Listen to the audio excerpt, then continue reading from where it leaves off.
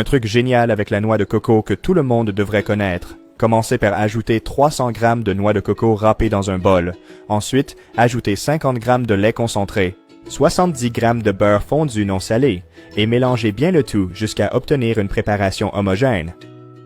C'est le bon mélange. Maintenant, transférez tout dans un moule à gâteau tapissé de papier sulfurisé et étalez bien pour former une couche uniforme. Cela devrait ressembler à ceci. Maintenant, dans une grande casserole, ajoutez les ingrédients suivants. 240 g de farine de blé, 150 g de sucre, 1 litre de lait et mélangez le tout jusqu'à dissolution.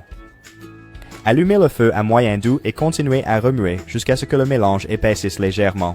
Quand cela arrive, ajoutez 150 g de beurre non salé, 1 cuillère à café d'essence de vanille et mélangez jusqu'à ce que le tout soit bien combiné. Transférez le tout dans le moule avec la noix de coco.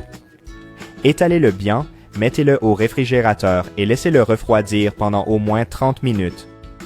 Pendant ce temps, dans un grand bol, ajoutez 150 g de sucre glace, 400 ml de crème fouettée et battez le tout très bien jusqu'à ce que des pics fermes se forment. C'est la bonne consistance. Maintenant, transférez cette crème fouettée dans le plat de cuisson avec le dessert. Étalez-le uniformément.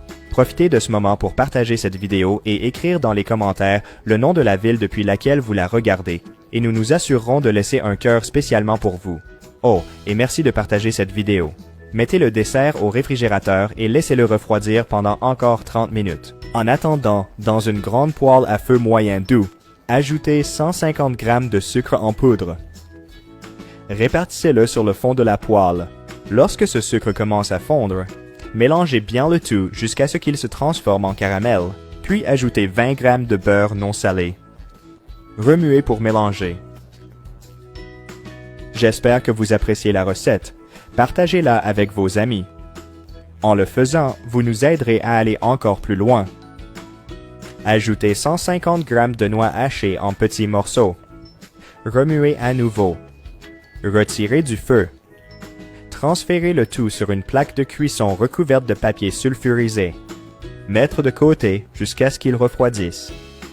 Maintenant, hachez le caramel refroidi en petits morceaux et réservez. Après avoir fait cela, coupez le dessert comme je le fais et décorez-le avec les noix hachées. Cette recette est prête. Vous pouvez maintenant prendre une part et en profiter. J'espère que vous avez aimé cette recette. Je vais maintenant aller dans les commentaires et laisser un cœur à tous ceux qui ont mentionné leur ville. À la prochaine recette. Au revoir.